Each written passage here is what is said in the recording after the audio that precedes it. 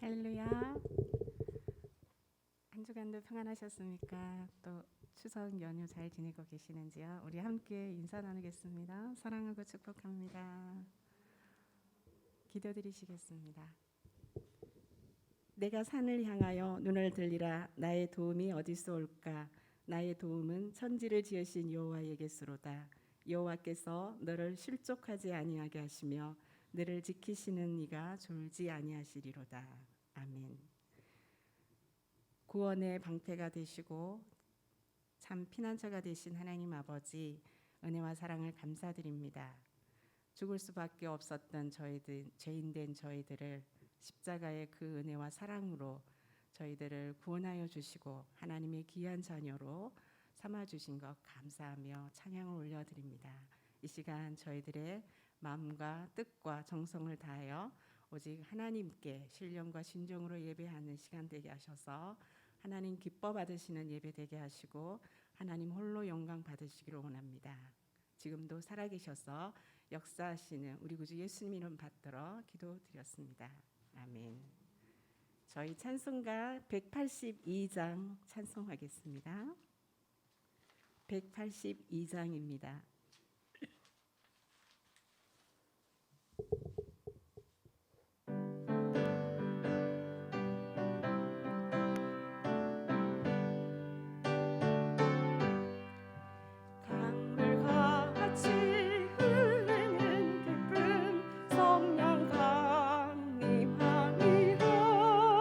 정결한 마음 영원하도록 주의 거처 되겠네. 주님 주시는 참된 평화가 내 맘속에 넘치네. 주의 말씀에 거센 풍랑도 잠잠하게 되도다. 나의 생명 소생케 되는 성령이 마시리라. 모든 의심 슬픔 사라져 주의 평강 넘치네. 주님 주시는 참된 평화가 내 맘속에 넘치네. 주의 말씀에 거센 풍랑도 잠잠하게 되도록. 하늘에서 단비 내리고 햇빛 찬란함같이 우리 마음에 성령이만이 주님 보내시리라. 주님 주시는 참된 평화가 내 맘속에 넘치네. 주의 말씀에 거센 풍랑도 잠잠하게 되도록. 생명샘이 넘쳐 흘러서 마른 광야 적시니 의의 열매 무르익어서 주수를 기다리네. 주님 주시는 참된 평화가 내 맘속에 넘치네. 주의 말씀에 거센 풍랑도 잠잠하게 되도다.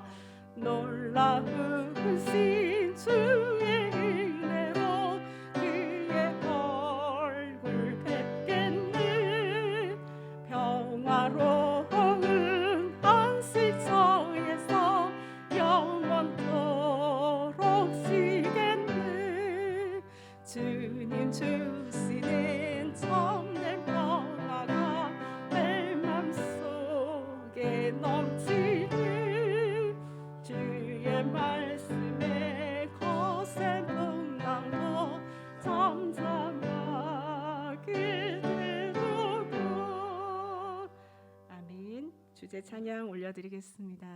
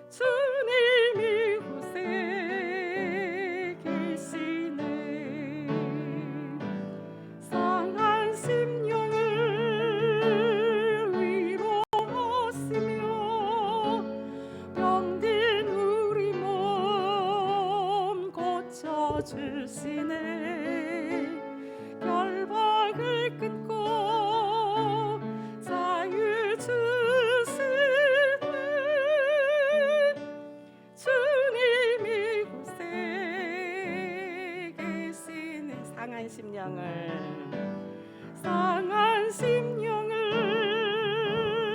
위로하시며 병든 우리 몸 고쳐주시네. 결박을 끊고 자유 주시네. 주님 이곳에 계시네.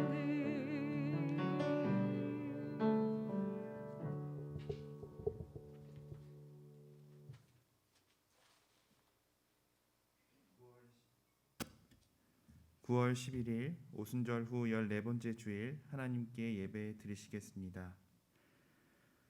이날은 여호와께서 정하신 것이라. 이날에 우리가 즐거워하고 기뻐하리로다. 여호와여 구하옵나니 이제 구원하소서. 여호와여 우리가 구하옵나니 이제 형통하게 하소서. 주는 나의 하나님이시라. 내가 주께 감사하리이다. 내가 주를 높이리이다. 하나님은 영이시니 예배하는 자가 영과 진리로 예배할지니라. 아멘.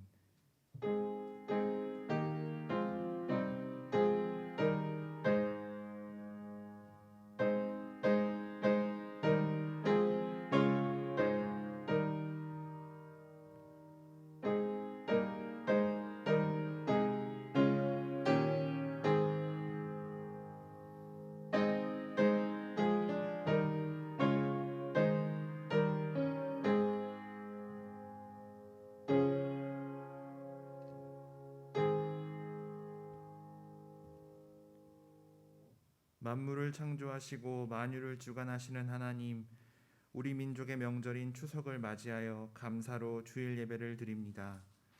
봄에는 단비를 내리셔서 바지랑을 부드럽게 만들어 주시고 때를 따라 씨앗을 심게 하셨으며 한여름에는 햇볕을 주셔서 곡식과 과일을 잘 여물게 하여 주셨습니다.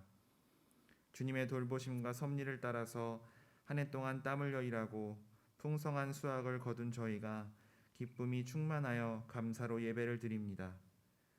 육신의 양식을 풍성하게 채워주신 주님께서 오늘은 신령한 만나로 우리의 영혼을 배부르게 하여 주옵소서. 감사와 찬송과 영광을 하나님께 올려드리며 예수님의 이름으로 기원하옵나이다. 아멘. 다 같이 일어나셔서 경배의 찬송가 19장 찬송하는 소리 있어 찬양 드리시겠습니다. 가정에서도 일어나 주십시오.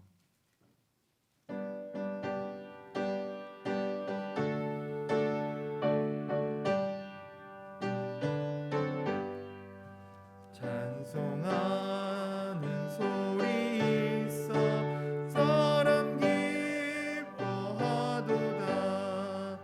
하늘 아버지의 이름 거룩거룩하도다.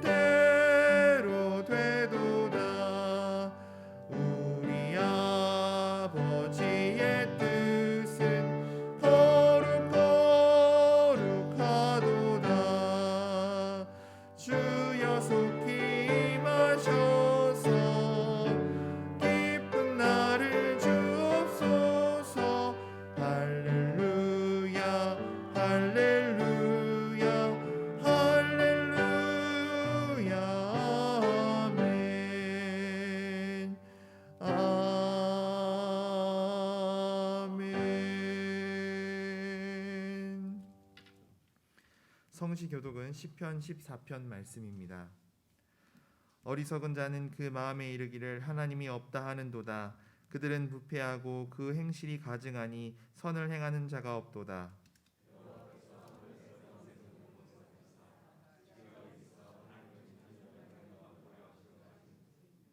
다 치우쳐 함께 더러운 자가 되고 선을 행하는 자가 없으니 하나도 없도다.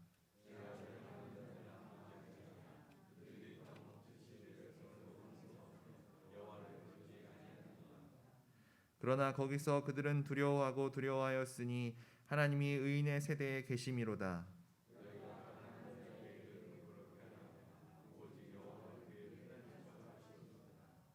이스라엘의 구원이 시온에서 나오기를 원하도다.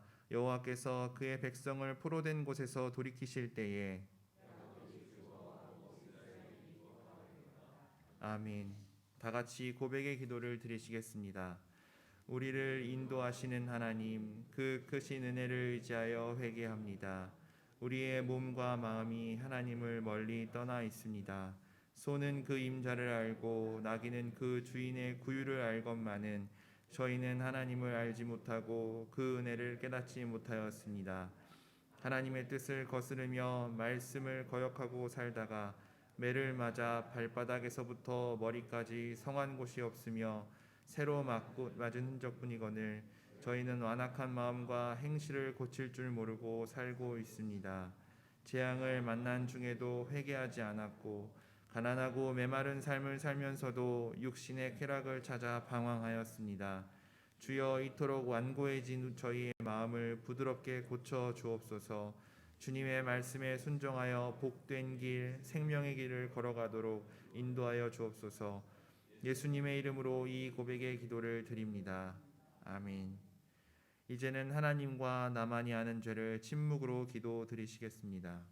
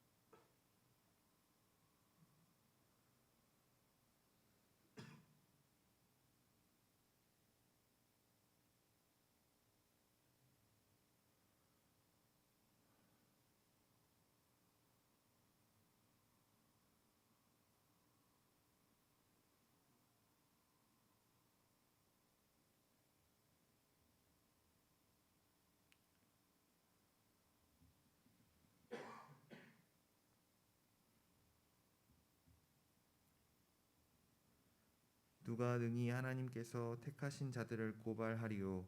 의롭다 하신 이는 하나님이시니 누가 정죄하리요. 죽으실 뿐 아니라 다시 살아나신 이는 그리스도 예수시니 그는 하나님 우편에 계신 자요 우리를 위하여 간구하시는 자시니라. 아멘. 성자 성령 찬송과 영광 돌려보내세. 태초로 지금까지 또 영원 무궁토록 성삼위께 영광 영광.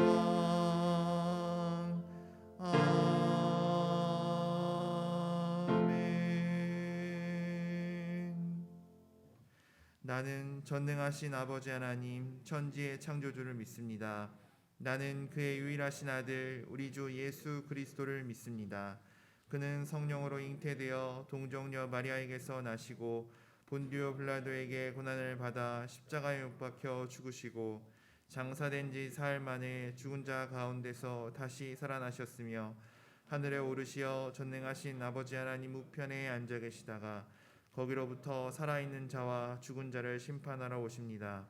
나는 성령을 믿으며 거룩한 공교회와 성도의 교제와 죄를 용서받는 것과 몸의 부활과 영생을 믿습니다.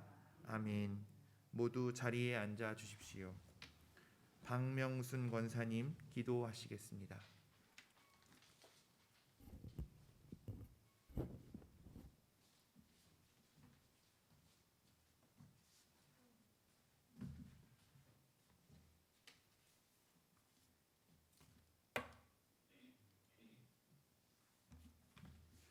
기도드리겠습니다.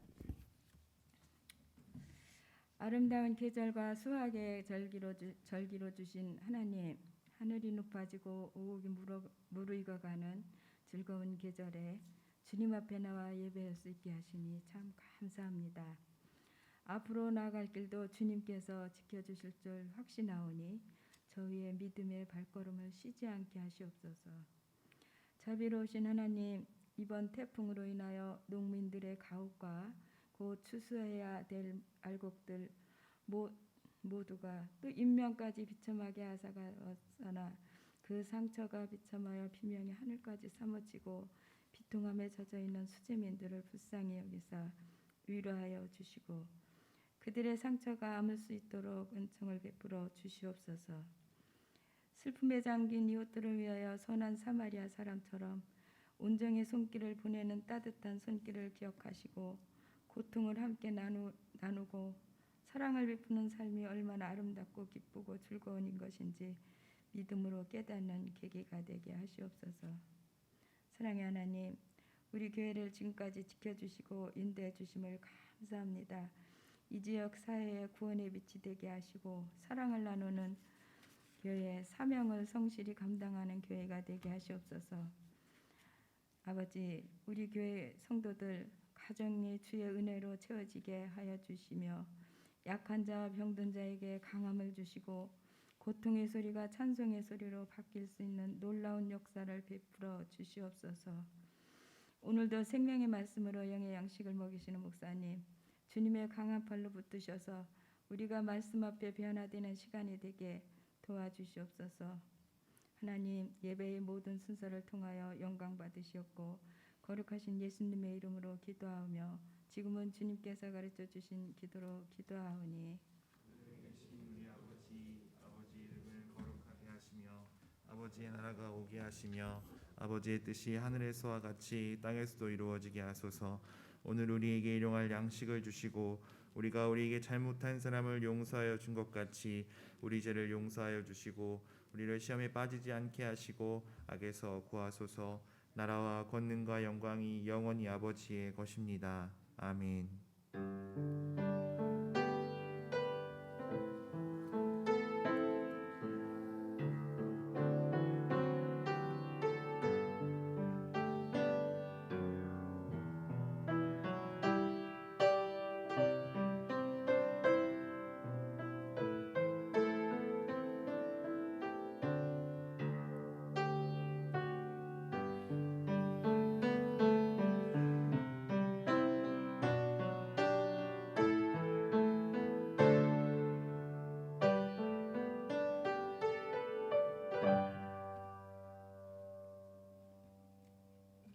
오늘 우리에게 주시는 하나님 말씀은 갈라디아서 1장 1절부터 5절의 말씀입니다.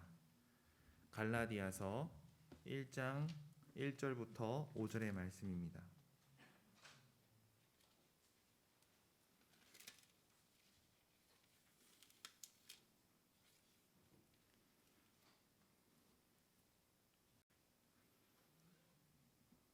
하나님의 말씀을 봉독하겠습니다.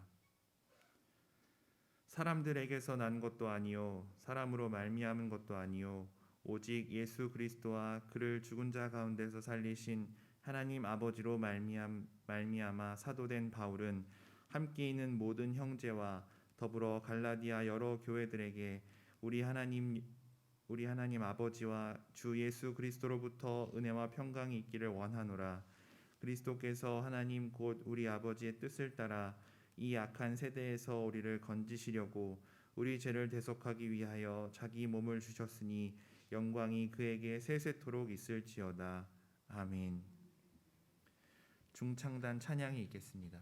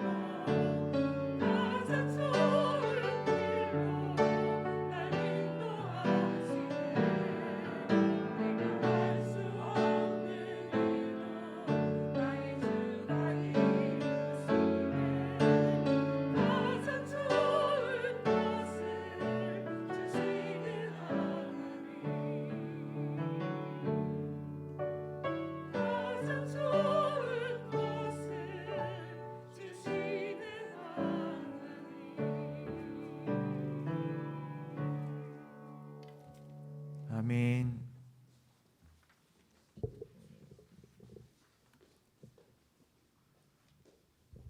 복음 인생이라는 제목으로 차정규 목사님께서 말씀 선포하시겠습니다.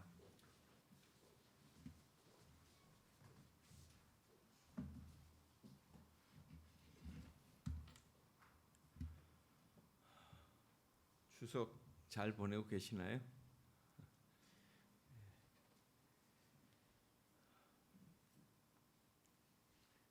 같은 노예에서 만난 지 얼마 안 되는 목사님 중에 기억에 남는 분이 있었습니다. 그분은 50대 초반으로서 사모가 조금 아프다고 하는 그런 얘기를 본인을 통해서 좀 들었습니다. 그런데 얼마 전 그 기독교 방송을 통해서 그가 16년 동안 병든 아내를 돌보고 있다고 하는 그런 간증을 하는 걸 잠깐 스쳐 지나가면서 봤어요. 그래서 제가 유튜브를 찾아서 이렇게 보니까 정말 16년 동안 뇌경색으로 꼼짝달싹 못하는 그 사모를 보살피면서 세 자녀를 키운 그런 목사였더라고요.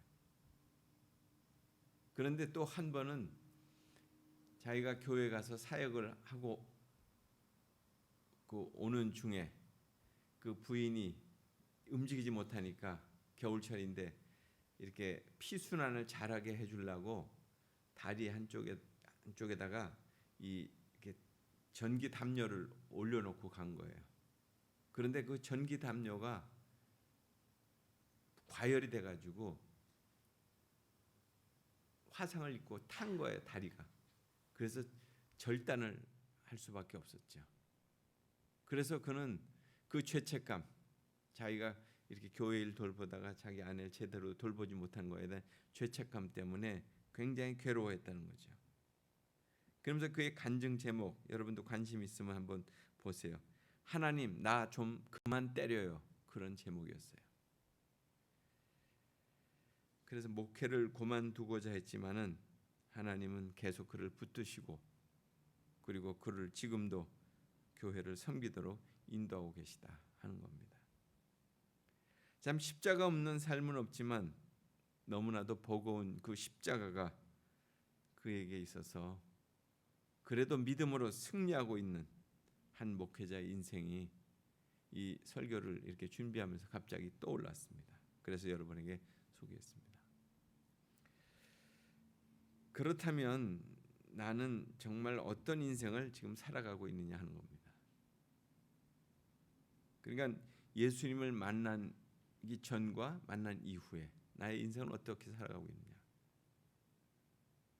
여러분의 인생관을 한번 회고해 보시기 바랍니다. 정말 예수님을 만난 뒤 그 전과의 인생은 분명코 다르게 살아가고 있느냐 하는 거죠. 단순히 도덕적으로 착한 인생으로 그냥 사는 것으로 그렇게 내가 마음 정한 것으로 그것이 예수님 만난 그런 인생이냐? 그건 아니죠. 자신에게 정말 사명이 있는가 이런 것으로 알 수 있는 겁니다. 그러니까 지금도 사명이 자신의 삶을 이끌어가고 있는가 이것으로 내가 예수 만난 이후의 삶을 살고 있다 이렇게 말할 수 있다 하는 것이죠. 또 사명도 어떤 사명인가가 중요합니다. 자기 안에서 세워진 그런 사명, 내가 이렇게 살아가야지 하는 그런 사명으로 만들어졌느냐 아니면 그분께 받은 사명이냐 하는 것입니다. 바울의 처음 사명은 오늘 이 갈라디아서를 쓴 바울의 처음 사명은 자기 열심에 사로잡힌 사명이었잖아요. 그러나 예수님을 만난 이후에 예수님께 받은 사명으로 그는 행했습니다. 이전에 바울은 자신의 사명의 중심으로 그렇게 그 인생을 살아왔습니다. 그러니까 예수님을 만나기 전에는 정말 유대교에 충실해서 당시에 예수 믿는 사람들을 핍박하는 것이 자신의 사명이라고 생각했어요. 그래서 밤낮 없이 그렇게 그 사명에 충실하게 살았죠. 그러다가 다메섹 도상에서 누군가를 잡으러 가다가 예수님을 만난 이후에 그는 예수님을 전하는 사명으로 바뀌어졌잖아요. 이것은 전적으로 자신의 의지가 아니었다는 거예요. 오늘 말씀이 그렇게 말씀하고 있죠. 사람에게서 난 것이 아니요 사람으로 말미암은 것도 아니다. 사람에게서 난 것이 아니요 사람으로 말미암은 것도 아니다. 이 사명은 그러니까 자신의 정체성을 밝히는 그 근거를 사람 어떤 인위적으로 만들어진 것이 결코 아니다. 이렇게 얘기하고 있는 거예요. 이 사명으로 자신의 존재 자체를 새로운 출발란을 하고 있다. 이렇게 지금 밝히고 있는 것입니다. 이는 과거를 부인하는 것도 아니에요. 자기가 그렇게 살아온 과거를 부인하는 것도 아니고 지금의 출발에 의미를 두고 자신의 존재를 밝히고 있는 거예요. 난 이제 이렇게 살아가고 있다는 거예요. 사명의 근거에서 자신의 존재를 지금 앞세우고 있는 거예요. 이렇게 자신의 사명의 근거를 내세우는 이유는 뭐겠습니까? 당시 바울이 예수님의 그 12제자 중에 하나가 아니라는 그 이유를 들어서 바울의 사도성을 부인하는 자들이 있었어요.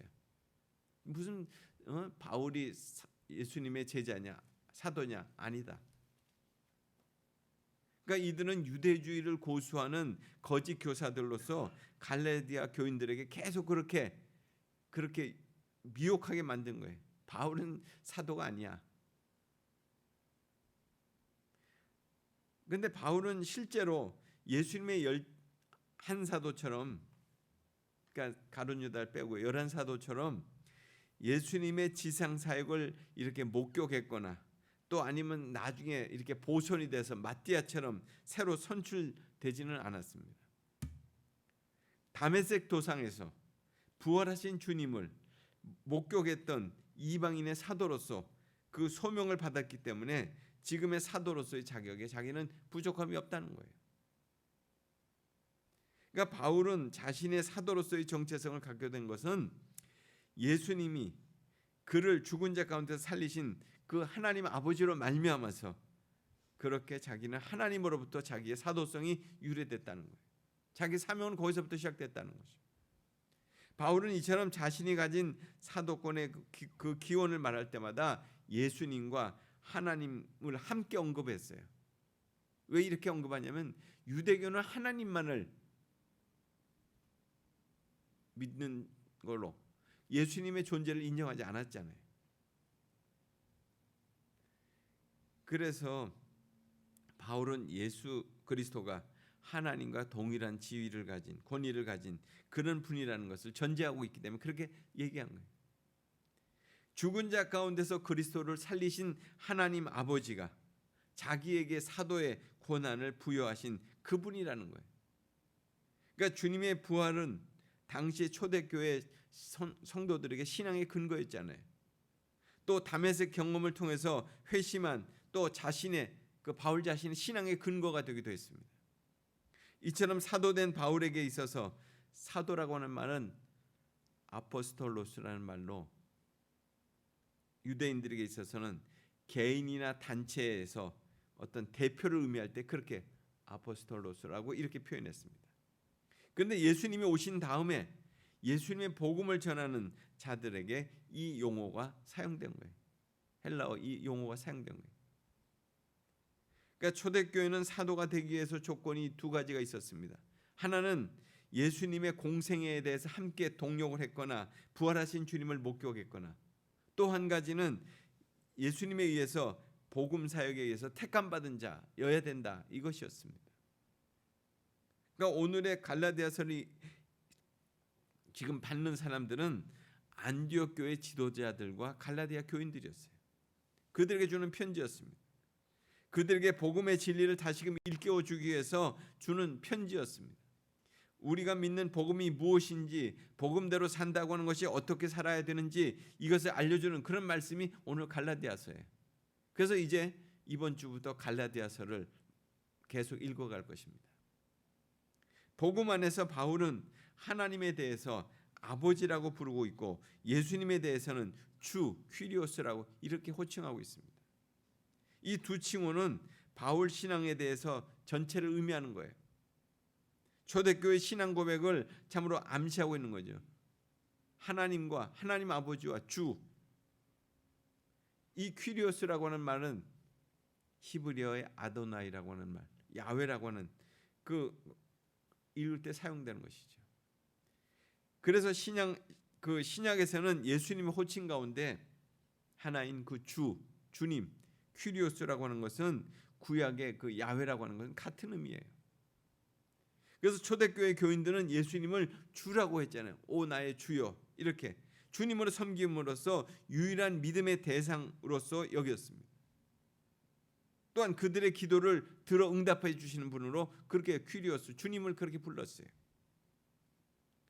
그러니까 그분으로부터 은혜와 평강이 있기를 원한다는 거였잖아요.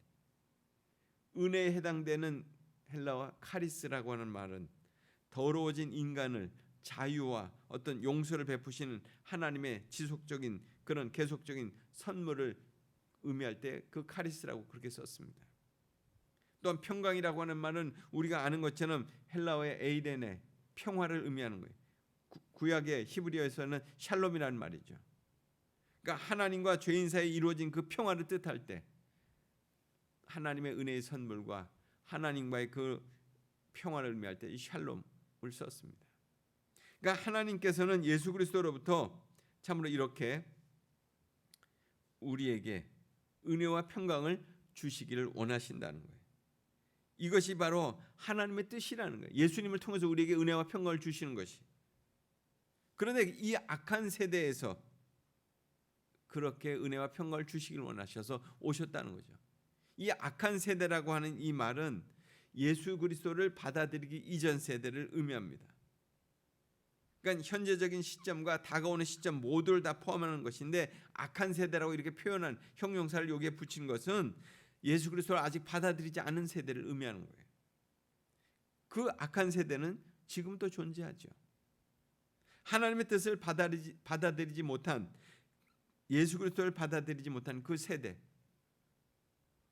그러니까 유대인들도 그렇게 시대를 구분할 때 메시아가 오시는 것을 기준으로 해서 이전 세대와 이후 세대를 이렇게 나누었잖아요. 결국 이 세대에 대해서는 구약에서부터 내려왔던 그런 메시아와 예수 그리스도를 받아들이지 못한 세대, 그 받아들인 이후 세대, 이것을 의미할 때 이렇게 표현했다는 것입니다. 그 바로 이 악한 세대를 구원하시기 위해서 예수 그리스도가 오셨다는 거죠. 이게 복음이에요. 갈라디아 교인들이 그리스도에 대해서 가지고 있는 그런 오류를 지금 어떻게 보면 지적하고 있는 거죠.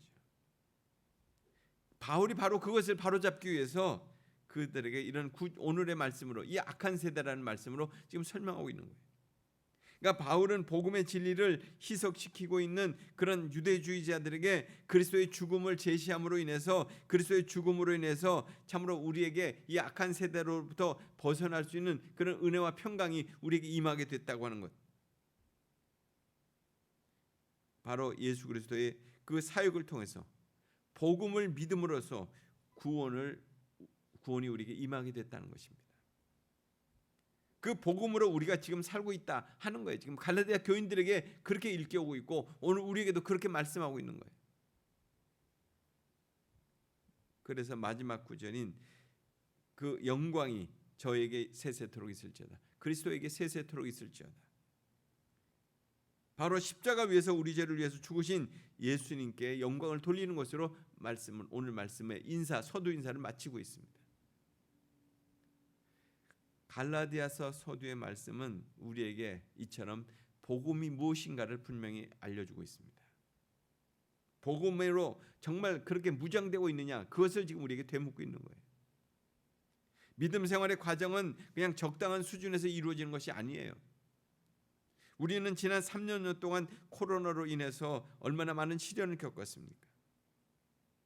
이것을 영적인 차원에서 받아들인다고 할 것 같으면 우리는 믿음의 연단의 시간을 가진 거예요. 이런 상황 가운데서 우리가 믿음을 지킨다고 하는 것은 결국 우리에게 영적 유익을 주는 귀한 깨달음을 얻는 그런 시간이었잖아요. 정말 우리의 삶이 무엇이 가장 소중한 것이냐, 무엇을 근거로 해서 우리의 삶을 살아가야 될 것이냐, 그걸 알게 됐죠. 그러니까 우리가 인생살이에서도 수많은 시련을 겪잖아요.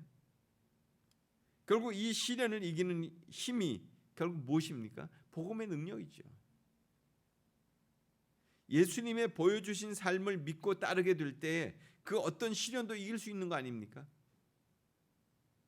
그래서 복음으로 사는 것이 중요한 거예요. 복음은 예수님의 오심과 행하심, 그리고 죽으심과 부활하심이에요. 이게 복음이에요. 이 자체가 예수님의 생애 그 교훈이. 물론 사람마다 복음의 핵심이 좀 다르게 깨달아질 수는 있겠습니다. 그러나 예수님의 생애와 교훈은 다르게 적용될 수는 없는 거예요. 이제 여러분의 삶을 한번 돌아보시기 바라요. 정말 예수님을 인격적으로 만난 이후의 삶은 어떠하신지, 정말 구체적으로 나는 어떻게 살아왔나, 내가 정말 살아온 인생이 그 예수님의 그 복음 그 내용에 걸맞는 삶을 살아왔나. 세 가지 질문을 여러분에게 드리겠습니다. 첫 번째는 다시금 인생의 출발점이 복음으로 시작되었는가를 한번 점검해 보세요. 내 인생은 정말 복음으로 다시금 시작된 것인가? 예수를 만난 이후에. 바울에게 있어서 예수님을 만나기 전과 후가 분명히 달랐잖아요. 삶의 방향과 목적이 분명히 달라졌어요. 그렇다면 나에게 있어서 달라진 삶은 무엇이냐는 거예요. 두 번째로는 믿음 생활하면서 복음을 통과했느냐는 거예요. 제가 이것은 여러 번 여러분들에게 강조했죠. 정말 은혜와 평강을 경험했느냐, 이런 말씀이죠. 매일매일의 삶 속에서 하나님의 은혜를 경험하고 계십니까? 하나님의 은혜 아니면 내가 살 수 없는 존재다, 이것을 이렇게 여러분들이 깨닫고 고백하고 계십니까? 그 은혜 때문에 내가 존재할 수 있다고 그렇게 여러분 말씀할 수 있으십니까? 은혜를 깨달을 때요, 평강이 오잖아요. 아, 이것이 하나님의 은혜구나. 그럴 때 내 마음에 평화가 오는 거잖아요. 주님의 평화가 그래서 임하는 거예요. 세 번째는 그 평화의 복음을 전하고 있느냐는 거예요. 그렇다면 내가 그런 그 은혜의 복음을 경험했는데 그 평화의 복음을 내가 전하고 있느냐. 나와 함께하고 있는 그런 예수 그리스도로 인해서 예수님을 전하지 않으면 안 되겠다고 하는 그런 마음이 내 마음속에 이렇게 넘치고 있느냐는 거예요. 우리는 사명감과 의무감을 혼돈할 때가 있습니다. 사명감은요, 내적인 충만으로 이루어지는 감동이에요. 내 안에 채워지는, 마치 샘솟듯이 끌어오르는 거죠. 그 동기가 예수님의 은혜로 이렇게 이루어지는 거예요. 그건 자동이에요. 내가 뭘 그렇게 꼭 해야 되겠다 이런 마음 갖지 않아도 그냥 자동으로 이루어지는 거죠. 그러나 의무감은 외적인 책임으로 이루어지는 감동이에요. 자발적으로 이루어지기는 하지만 지속적으로 이루어지지는 못한다는 거예요. 그러니까 복음을 전한다고 하는 것은 견딜 수 없는 그 중심이 불붙는 것과 같아서 정말 안 되는 상으로 이끌림 받는 거죠. 또한 하고자 하는 마음도 이와 비슷해요. 그러니까 자신의 기쁨과 만족으로 시작될 수 있어요. 그러나 열정은 활화산처럼 계속해서 타오르는 거예요. 그러니까 주님이 주신 생명의 복음과 사랑을 전하지 않을 수 없는 거예요. 그렇게 되니까 사명이 닿을 때까지 계속 타오르는 거죠. 복음 인생이 바로 이 같은 모습입니다. 자신이 다 타서 사라지는 그런 촛불처럼 마지막 순간까지 혼신의 힘을 다하는 거예요. 바울을 통해서 우리가 다시금 이렇게 교훈받는 거예요. 복음 인생은 우리가 구원받은 것이 예수 그리스도의 그 대속의 죽음으로 된 것이라는 것, 또 그것이 하나님의 계획하심을 믿고 또 매일의 삶 속에서 하나님의 구원을 경험함으로써 그렇게 살아가면서 전하는 것이다 하는 겁니다. 이제 다시금 시작되는 이 계절에 참 우리가 갈라디아서를 읽어가면서 복음의 그 놀라운 비밀들을 경험하면서 복음의 능력으로 새로워지는 저와 여러분의 삶이 되기를 간절히 소원합니다. 같이 기도하겠습니다. 하나님 아버지, 오늘도 주님이 참 사도 바울을 통해서 복음이 무엇인지, 복음으로 통과되는 삶이 무엇인지를 분명히 일깨워 주시면 감사합니다. 우리가 주님을 믿고 따르면서 오늘까지 왔습니다. 복음 인생으로 날마다 새롭게 하나님 덧입혀진 인생으로 살아갈 수 있도록 인도해 주시고 축복해 주시옵소서. 그래서 오늘 이 시대에 겪게 되는 모든 그 고민과 고통의 모든 순간들을 오직 예수 그리스도로부터 오는 그 놀라운 그 복음의 능력으로 이겨가는 저희들의 생활이 될 수 있도록 하나님 은총을 베풀어 주옵소서. 예수님 이름으로 기도드립니다. 아멘.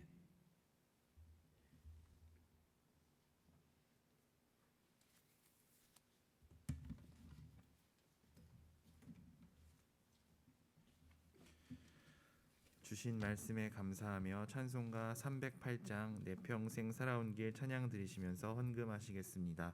가정에서도 헌금해 주십시오.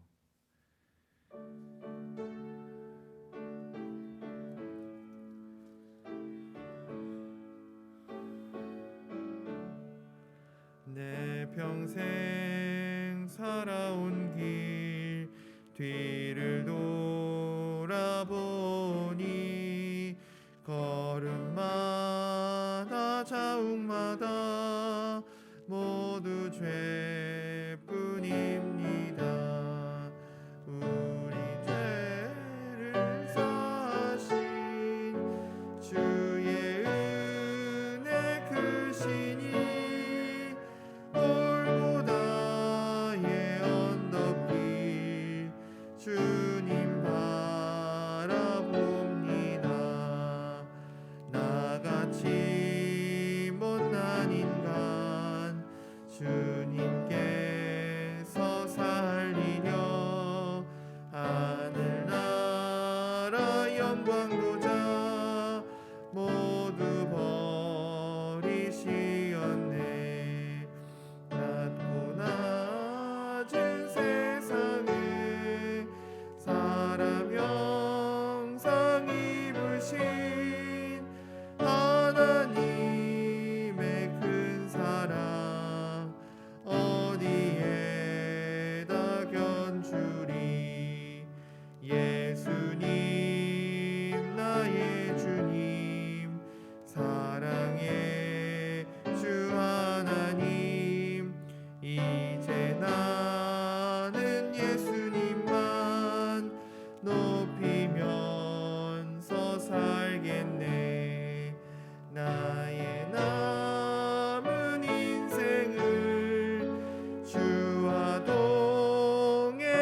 동행하면서 주님 사랑 전하며 말씀 따라가겠네. 합심 기도의 시간입니다. 시간 함께 기도하실 때 하나님 우리를 복음 안에서 살아가며 복음으로 말미암아 주님 주신 그 사명을 새롭게 하고 또 우리의 삶에 실제적인 변화가 임하여서 우리가 주님의 복음을 더 깊이 알아갈 수 있는 그 인생으로 살게 해달라고 이 시간 함께 간구하며 기도하며 나아가겠습니다. 하나님 아버지, 오늘 주님의 복음으로 말미암아 우리가 살고 있습니다. 주님께서 희생당하시고 또한 다시 사셔서 우리가 그 믿음으로 생명을 얻어 살고 있습니다. 주님 생명을 얻은 것뿐만 아니라 하나님 그 기쁜 소식인 복음이 우리의 삶을 변화시키고 있습니다. 주님, 우리의 말과 행동과 우리의 모든 결정들이 예수 그리스도를 따르는 그 복음을 믿는 믿음으로 변화되게 하여 주시옵소서. 우리가 그 여정 가운데 있습니다. 하나님, 더욱 우리의 삶이 예수 그리스도를 닮아가는 또 하나님께서 주시는 그 풍성한 은혜를 따라 살아가는 복음의 삶으로 변화되기를 원합니다. 하나님, 우리가 복음에 대해 더 깊은 지식을 알기 원합니다. 하나님, 우리 가운데 성령께서 역사하시어서 하나님 주님께 주님께서 이 땅 가운데 어떻게 살아가야 할지, 복음이 과연 어떤 것인지 더 깊이 깨닫게 하여 주시옵소서.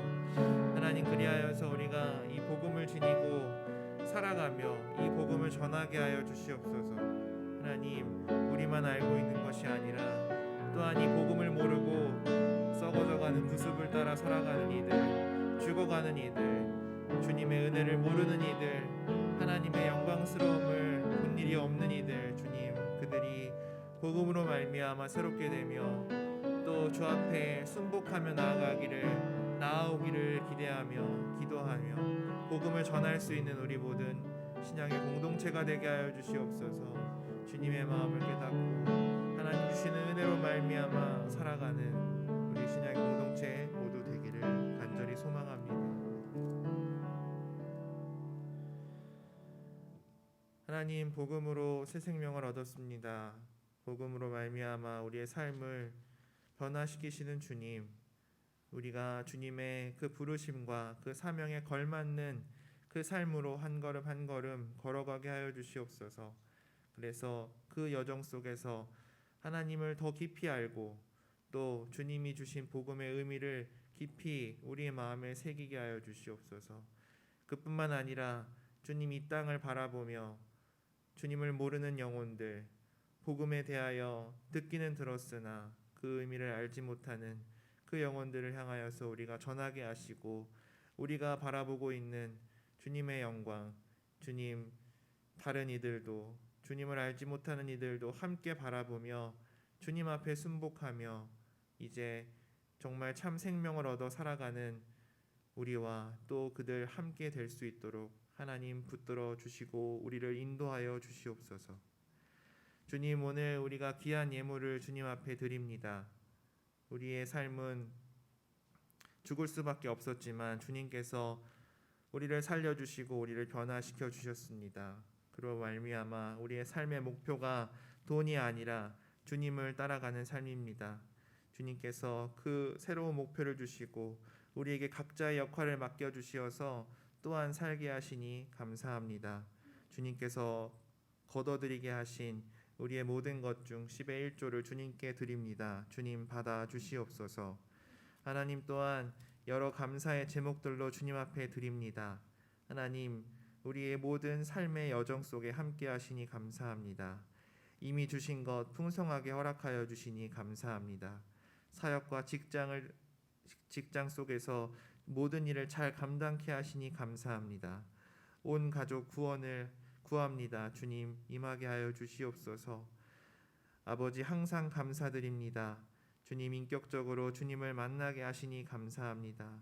온 가족 회복하게 하시고 또 주님을 찾게 하시니 감사합니다. 주님, 이 밖에도 우리의 감사의 제목으로 드리는 모든 헌금을 주님 받아 주시옵소서. 또한 구제와 선교를 위하여 드립니다. 하나님의 사역자들을 기억하게 하시고 또한 그들이 사역함이 부족함이 없을 수 있도록 하나님 풍성하게 공급하게 하여 주시옵소서. 또한 이 땅과 세계 열방 가운데 섬기고 있는 선교사님들과 또 그 땅 가운데 살아가고 있는 한 사람 한 사람 주님, 우리가 구제하며 또 선교할 때 주님의 통로로 모든 역할을 감당할 수 있도록 주님 붙들어 사용하여 주시옵소서. 예수님의 이름으로 기도드립니다. 아멘.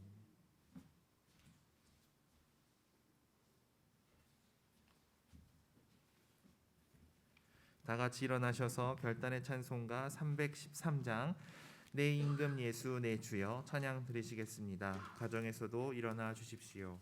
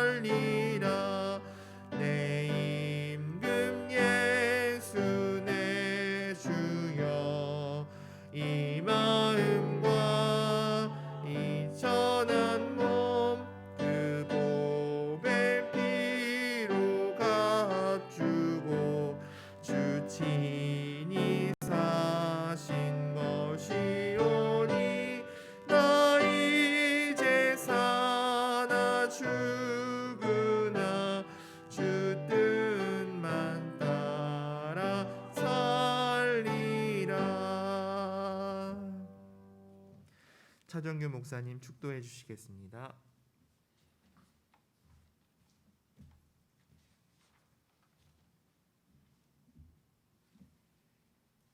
지금은 우리에게 생명과 구원의 은총을 베푸시는 우리 주 예수 그리스도의 은혜와 우리에게 한없는 사랑을 덧입혀 주시는 하나님 아버지의 크신 사랑하심과 우리로 오직 복음 인생으로 살아가도록 우리를 격려하시고 이끄시는 성령님의 도우심이 오늘 주님 앞에 나와 예배하는 하나님의 백성들, 또 가정들, 또 그리고 그들의 일터와 삶의 비전, 그리고 이 나라와 이 민족 위에 지금도 영원까지 함께하여 주시기를 간절히 축원하옵나이다. 아멘.